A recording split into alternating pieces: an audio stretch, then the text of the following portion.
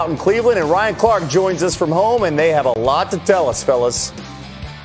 And why is that?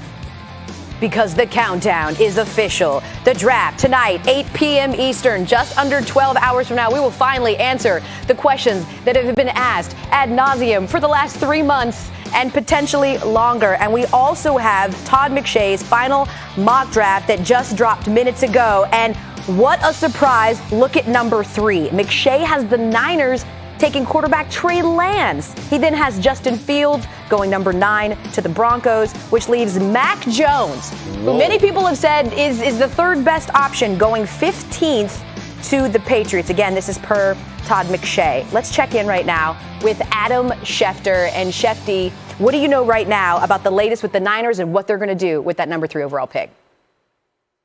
Well, we know that the Niners have a decision, and Todd McShay believes it's Trey Lance. I can tell you that Trey Lance has closed the gap on Mac Jones. I don't know that it was enough to overturn him when the Niners traded up to the number 3 spot, giving up 2 future additional first-round draft picks. They did so with the intention of taking Mac Jones, but leaving open the idea that they would do a deep dive into Trey Lance and Justin Fields, which is what they've done. And I can tell you that they've come away impressed. I think Trey Lance is the smartest quarterback in this draft class, with a tremendous aptitude, well-liked by his teammates, beloved there at North Dakota State. And he has impressed Kyle Shanahan, and so he has gotten square into the conversation. Now, the 49ers have made their pick. They made the pick this week, and they are keeping it close to the vest. They're not sharing it with a lot of people, but we'll get to find out tonight on ESPN on ABC at 8 o'clock when the Niners get to announce their selection. It'll come down to Mac Jones or Trey Lance, and that pick will set into motion really the remaining picks in the first round, because if they pick Mac Jones, that means that Trey Lance and Justin Fields still are on the board. If they pick Trey Lance, it means Mac Jones and Justin Fields are still on the board. So we'll see how that all shakes out. But the Niners really start off the draft tonight, and what they do will impact the next dozen or so picks. Listen, we can all agree that they're going to take a quarterback, even if we don't know exactly which quarterback that's going to be. With that being said, what are you hearing about Jimmy G's future in San Francisco? We lost IFB. All right, I believe we've lost. Okay, I believe we've lost Shefty. We'll get back to him in just a minute. Kevin, keep the conversation going. Let's bring in Ryan Clark and Darren Orlovsky. Guys, off of that McShay mock there, Dan, let's start with you. What happens if the Niners do not draft Mac Jones? Well, I think the reality is this, Kev. 15 years ago when athletic quarterbacks started to come into the NFL, we often said, maybe not 15 years, 10 years ago, like where they go, there's got to be a very specific fit for a coach to go, okay, this is an athletic quarterback, let's use him the right way.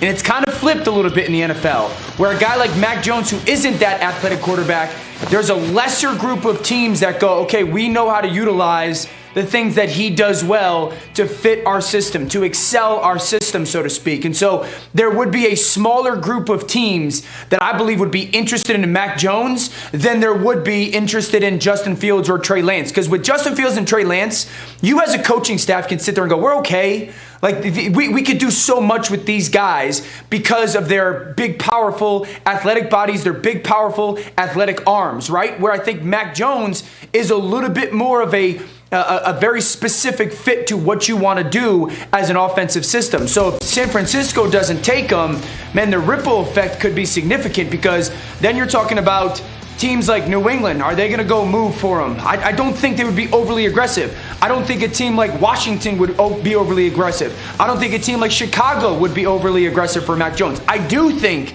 they would be overly aggressive for a Trey Lance or Justin Fields. All right, RC, what do you think of this potential fit here with Trey Lance and the 49ers?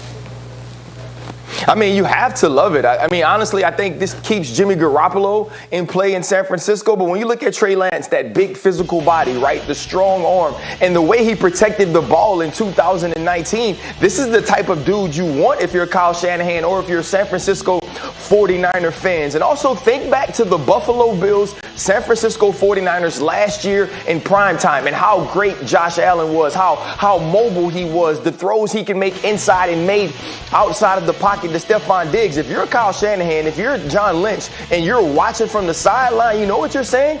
I want me one of those. And what you get in Trey Lance is one of those. And I think he can be very explosive in this offense that's very college-like for Kyle Shanahan and the San Francisco 49ers. Dan, I want to get your thoughts here on this specific thing. Now, the Niners sent three draft picks to Miami to move up 9 spots to get that third selection here. Many link them to Mac Jones. For them to change potentially the direction and their decision, was this a reckless move to not have a decision when they made the trade?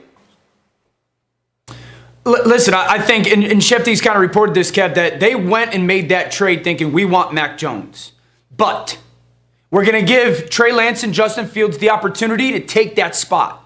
Like, come take it. Prove to us that you guys are worthy of that 3 spot, that we would be making the wrong selection if we didn't choose you. And so I don't think that they went in saying, well, we're just going to figure this one out. We'll just go to 3 and see what happens.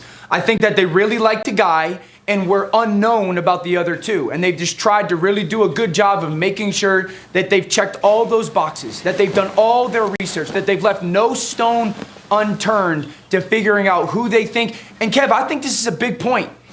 If they have a losing record this year, John Lynch and Kyle Shanahan, that's 4 out of 5 seasons of losing records. This is a big year. They need big-time quarterback play this season. That other season, though, was going to the Super Bowl and having a fourth-quarter lead, right? And that's why Shanahan has this leash here. And, of course, if we do see Trey Lance go at 3, that changes the entire outlook of the rest of the draft, starting at 4 there with the Falcons, El. That's 100% right. Many people believe, Kevin, they could be the true wild card because we know what they need. They need a quarterback. But reports are they're enamored with Kyle Pitts. So GM Terry Fontenot explaining yesterday what specifically the franchise is looking for in that 4th overall pick. Take a listen to what he said.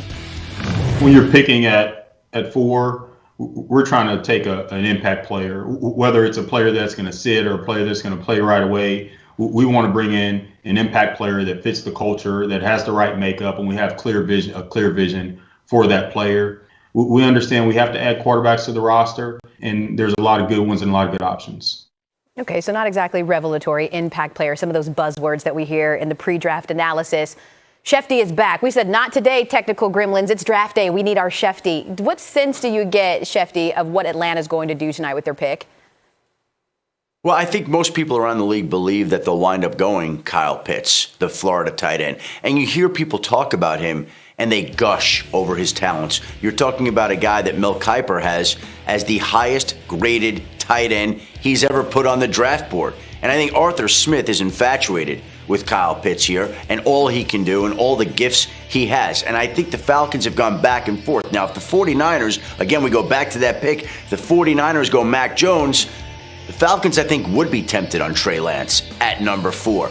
But I also think they're going to be really tempted on Kyle Pitts, who's a player that many front office people and general managers believe might just be the top player in this entire draft. And I know we've got Trevor Lawrence there at 1 and Zach Wilson at 2, a quarterback at 3, but people love Kyle Pitts and his skill set, and it would not be a surprise if he wound up in Atlanta at number 4. But of course, we have to see what San Francisco does at 3. This speaks to the philosophical approach of the draft. Do you go for best available or do you go for need? Because they do not need technically more weapons in Atlanta. Whether it's a good pick or not, send it back over to Kevin.